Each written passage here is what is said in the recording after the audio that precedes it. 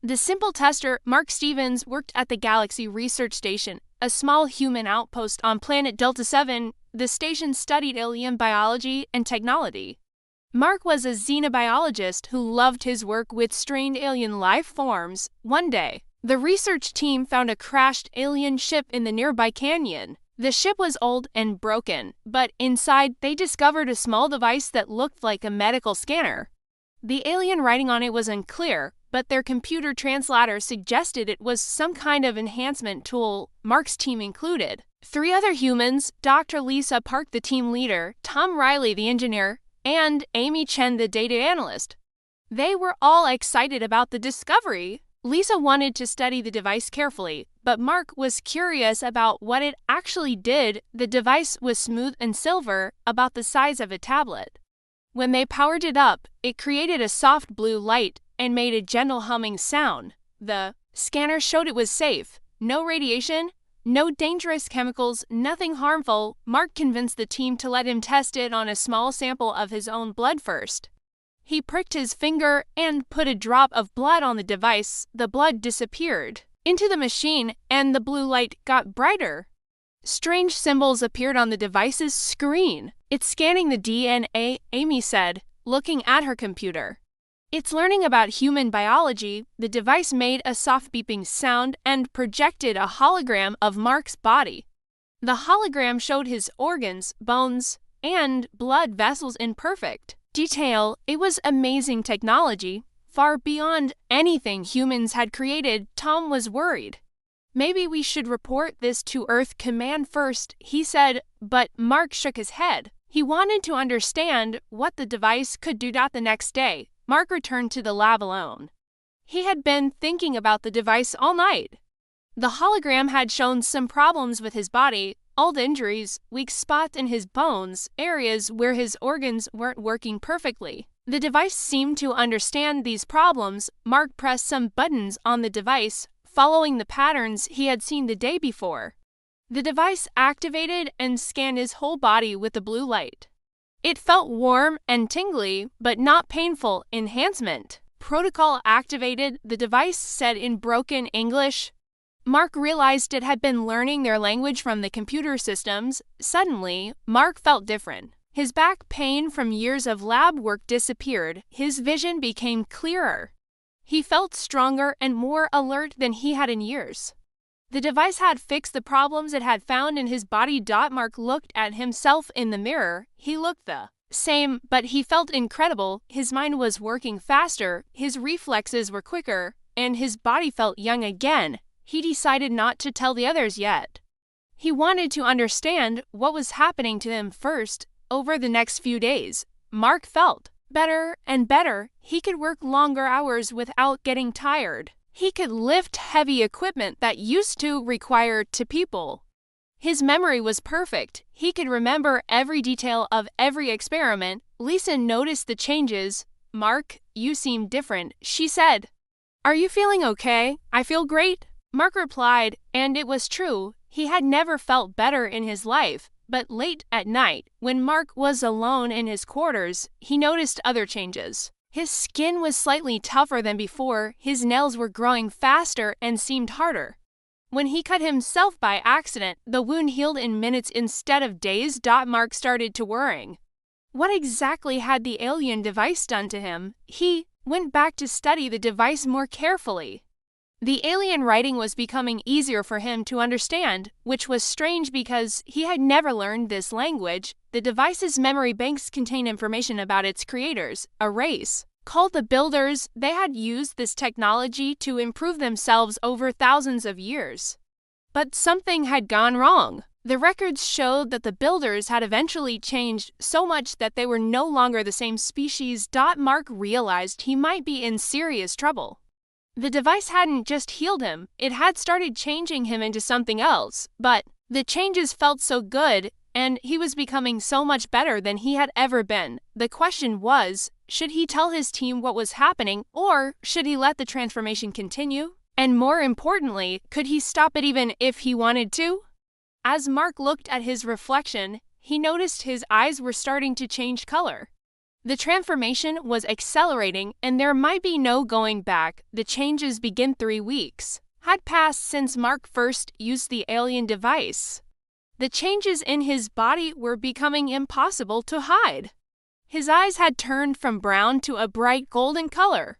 His hair was growing faster and felt different, stronger, and shinier. Most disturbing of all, he could feel his bones getting denser and his muscles becoming more powerful. Mark tried to act normal around his team, but Lisa was getting suspicious.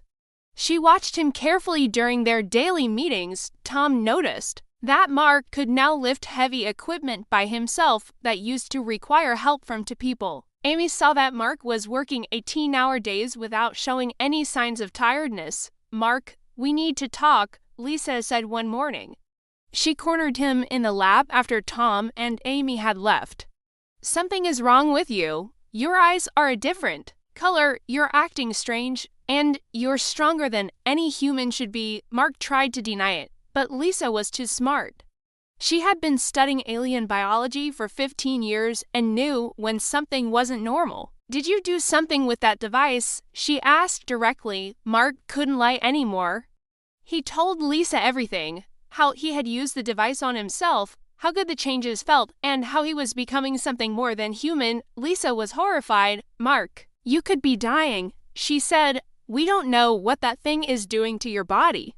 You need medical help." But Mark didn't feel like he was dying. He felt more alive than ever before. His senses were sharper. He could hear conversations from the other side of the station, smell things that others couldn't detect, and see in almost complete darkness. His mind was working faster than ever, solving complex problems in minutes. That used to take hours. Lisa insisted on running medical tests. The results were shocking. Mark's DNA was changing. New genetic sequences were appearing in his cells, sequences that weren't human. His blood cells were different, his bone density was increasing, and his brain activity was off the charts. "This is impossible," Amy said when she saw the data. "No human can survive this kind of genetic change." But Mark was not only surviving, he was thriving. The problem was that the changes weren't stopping. Every day brought new modifications to his body. His skin was becoming tougher, almost like armor. His reaction time was now faster than their computers could measure. His strength was increasing daily. Tom was afraid of Mark now. "He's not human anymore," Tom whispered to Lisa when Mark wasn't around. "Look at him. Those eyes.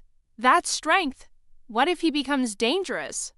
Mark could hear their whispered conversations from across the station. His enhanced hearing picked up every word. He knew his team was scared of him, and that hurt more than any physical pain. One night, Mark couldn't sleep. He went to the lab to study the alien device more. His understanding of the builder language had improved drastically. Now he could read most of their records. What he learned made his blood run cold. The builders had started just like him, using the device to fix small problems and enhance their abilities. But the device was designed to keep improving its subjects. It never stopped. Generation after generation of builders had been changed until they became something completely different from their original species. The final records showed the builders' fate. They had become so changed that they could no longer reproduce. Their bodies were powerful but unstable. Eventually, their enhanced biology turned against them. The species died out, leaving only their technology behind. Mark realized he was following the same path. The device was still active in his system, still changing him. He could feel new modifications starting in his organs and nervous system. His body was being rebuilt from the inside out. The next morning, Mark gathered his team. He showed them what he had learned about the builders.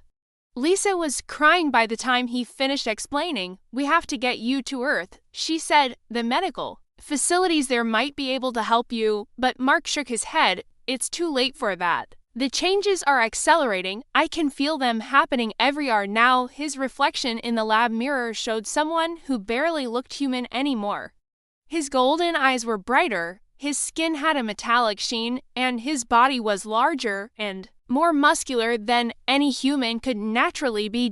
Mark had to make a choice. He could try to fight the changes and probably die in the process, or he could accept what he was becoming and see where it led. The terrifying part was that despite everything, he still felt like the changes were making him better, stronger, smarter, more capable. Maybe becoming something more than human wasn't a curse. Maybe it was evolution, asterisk.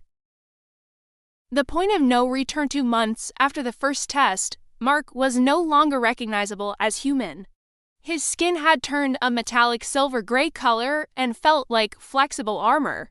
His eyes glowed with golden light in the dark. He was now 7 feet tall and could lift a ton of weight without effort. His mind processed information faster than their most advanced computers, but the most disturbing change was that Mark no longer needed to eat regular food. His body absorbed energy directly from electrical sources and sunlight. He would stand outside for hours, his skin soaking up solar radiation like a living battery. Lisa had sent desperate messages to Earth Command, begging for help. The response was not what she expected. Instead of a medical team, Earth sent a military unit with orders to contain the situation. They think you're a threat, Lisa told Mark. They want to capture you for study or eliminate you if necessary. Mark wasn't surprised. He had been monitoring all communications to and from the station. His enhanced abilities now included connecting directly to electronic systems with his mind. He could control computers just by thinking about them. I won't let them hurt any of you, Mark said. His voice had changed too, deeper and with strange harmonics that seemed to vibrate in the air. Tom was packing his equipment. I'm sorry, Mark, but I can't stay here. You're not human anymore. I don't know what you are, but you're not my friend. Mark felt pain at Tom's words, but he understood. He could see the fear in all their eyes. Even Lisa, who had known him for years, was afraid to be alone with him now. Amy was the only one who seemed curious rather than terrified. Mark, can you tell us what it feels like? Being what you are now. Mark thought about how to explain it. It's like I was living in a small, dark room my whole life, and now I can see the entire universe. I can feel electromagnetic fields, hear radio waves, sense the quantum vibrations in matter itself. I understand things about physics and biology that humans haven't discovered yet. The alien device had given him more than physical changes. His mind could now comprehend concepts that were impossible for normal human brains to grasp. He could see solutions to problems that had puzzled scientists for centuries. The device isn't finished with me yet, Mark continued. I can feel more changes coming.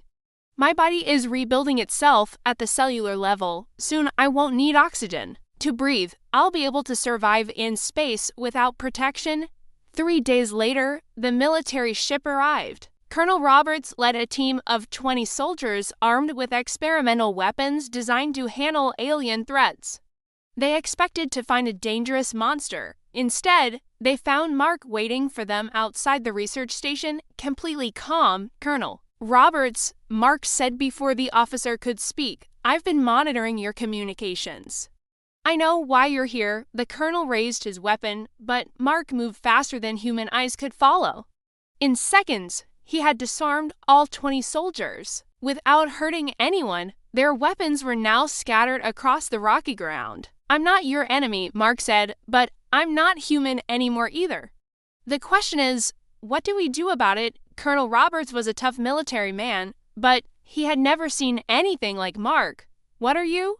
He asked. I'm what humans could become. Mark replied, the alien device shows us a path to evolution.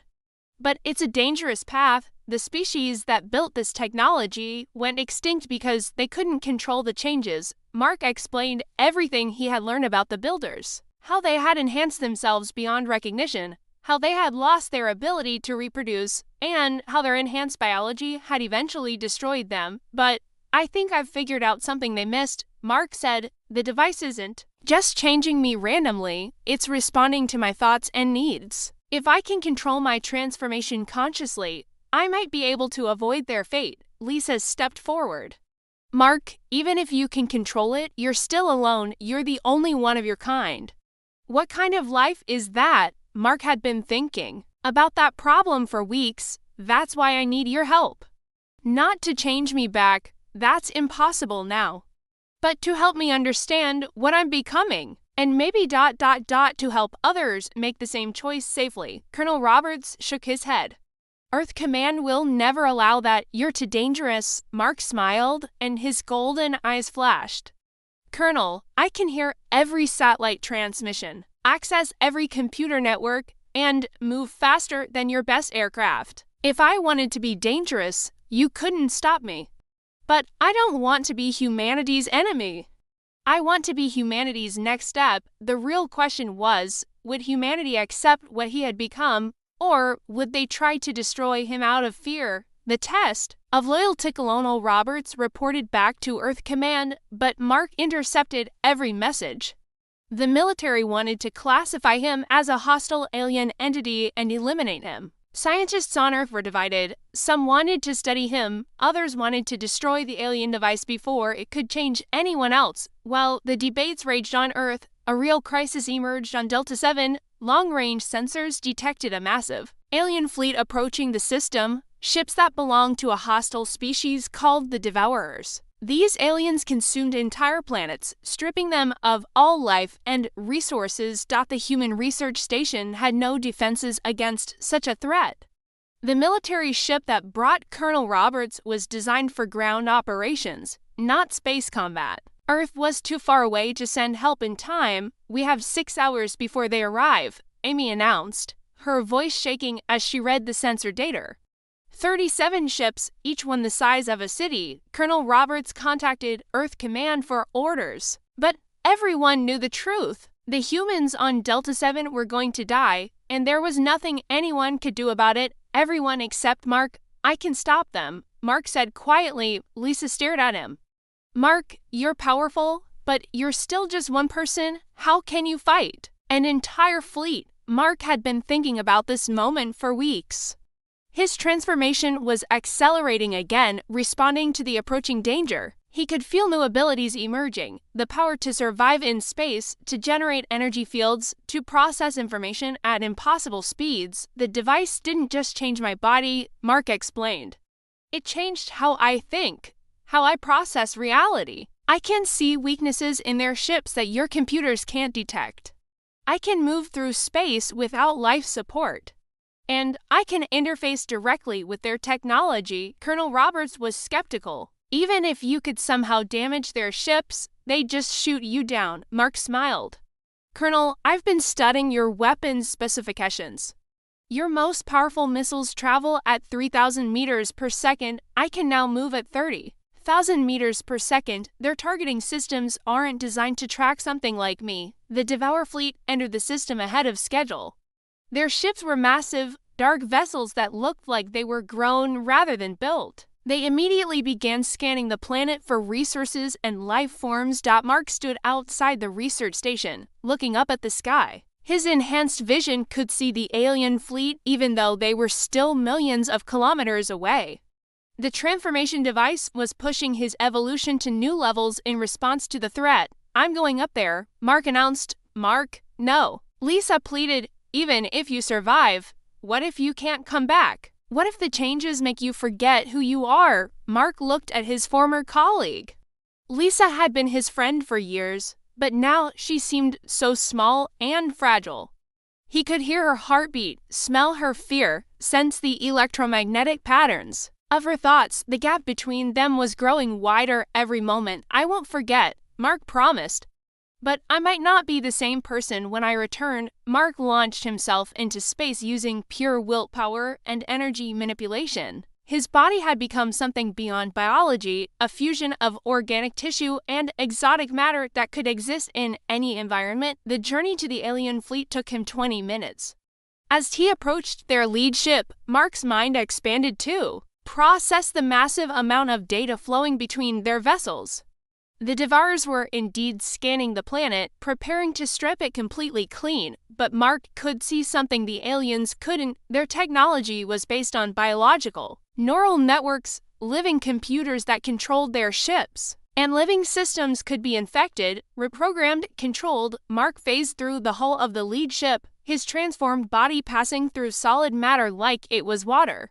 Inside, he found the ship's brain, a massive organic computer that pulsed with bioelectric energy.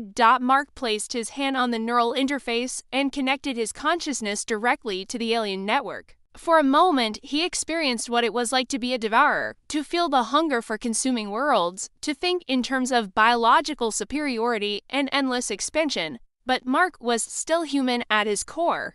He fought against the alien mindset and began rewriting their programming. Instead of seeing Delta-7 as a resource to consume, he made them see it as a toxic waste that would poison their fleet. One by one, Mark jumped between ships, reprogramming their biological computers. The Devourers never realized what was happening until it was too late. Their own ships turned against them, seeing each other as contaminated threats that needed to be eliminated. Within 2 hours, the entire alien fleet had destroyed itself in a massive battle. Mark floated in space, watching the explosions light up the darkness. He had saved his friends, saved the research station, and proven that his transformation wasn't a curse. It was humanity's evolution into something that could protect itself from any threat in the universe. The new beginning. Mark returned to Delta-7 3 days after the battle. His body had changed even more during the fight with the Devourers. He now appeared as a tall, silver-skinned being with glowing golden eyes and energy patterns flowing beneath his skin. He looked like a living statue made of starlight and metal. The research team and military personnel watched in awe as Mark landed softly outside the station. He had saved all their lives, but the question remained, what was he now? And what did this mean for humanity? Mark, Lisa said carefully, "Are you still you?" Mark smiled, and for a moment, she could see traces of her old friend in his transformed features. "I'm still me, Lisa, but I'm also something more. The battle with the Devourers pushed my evolution to a new level. I can now survive in any environment, travel between star systems, and interface with any technology in the galaxy." Colonel Roberts stepped forward. "Earth Command wants a full report. They're concerned about what you've become." Mark nodded. He had been monitoring Earth's communications throughout the battle. The government was divided between those who saw him as humanity's greatest asset and those who considered him an existential threat. "I understand their fear," Mark said. "But I've learned something important.